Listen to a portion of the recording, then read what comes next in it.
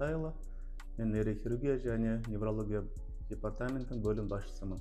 Сіздерді қысқаша бөлімшемен таныстырып өтуге рұқсат етіңіздер. Біздің бөлімше 14 палатадан тұрады. 16 неврологиялық және 12 нейрохирургиялық бөлімнен тұрады. Біздің дәрігерлер бөлімшесі, байлап таңу бөлімі, науқастар жоқ. Логопедтің бөлімшесі, қазіргі таңда дәрігер жұмыс істеп жатқан болу керек. Мергерлердің посты, емшара кабинеті. Бұл жақта дәрігерлерді бізде арнайы бөлімнен ОГФ деп айтылады, госпитальный фармация дәрілерді арнайы алып келіп, осында бірден науқастарға дайын дәрілерді алып келеді. Бөлімшемізді тағы да мақтанарлық бөлме, ол ауыр науқастарды жуындыруға арналған бөлімше. Бұл жақта арнайы ваннамыз бар. Бұның сақтандыру әрекеті ванна төменге түспейінше су ештеңе қосылмайды, науқастар құлап кетпес үшін. Екінші таңда қимыл қозғалысы шектелген науқастарға арнайы көтеріп, науқастарды ваннаға суға түсіруге арналған құрылғымыз бар.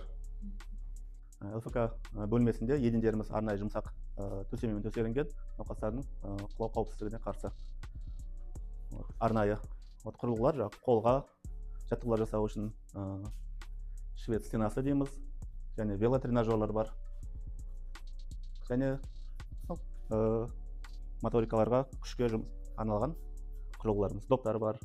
Бұның барлығы ЛФК бөлімшесіне ол алғашқы нейро оңалтуға бағытталған жұмыстар. Диагностикалық бөлімде екі бізде КТ аппарат бар, 256 кескінді. Қазіргі таңда тексерілу жүргізіліп жатыр. КТ кабинетте бізде диагностикалық контрастпен және контрастсыз жүреді.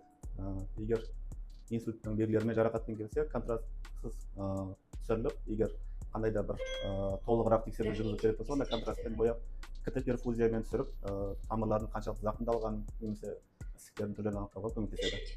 Бұл 3 теслалық МРТ.